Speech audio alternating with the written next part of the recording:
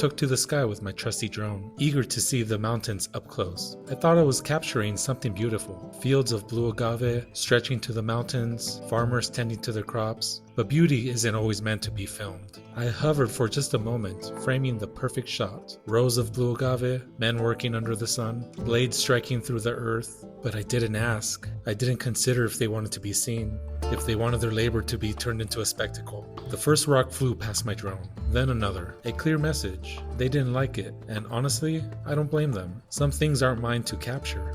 So I continued on.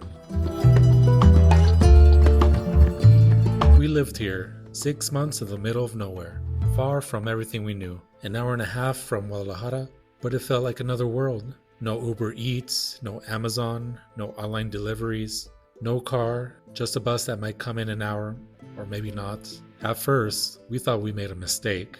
After Guadalajara, after Puerto Vallarta, how could we find happiness here? But then, silence spoke. Not the kind of silence that feels empty, but one filled with the hum of bees by the window, the distant call of roosters, the rustling of the wind through the avocado tree.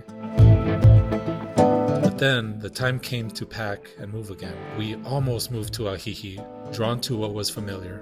But here, in Michoacan, away from the expat bubbles and tourist traps, we found something else. Simplicity.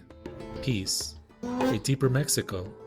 This year, I'll go further off the beaten path, because happiness isn't where the crowds are. It's where you least expect it.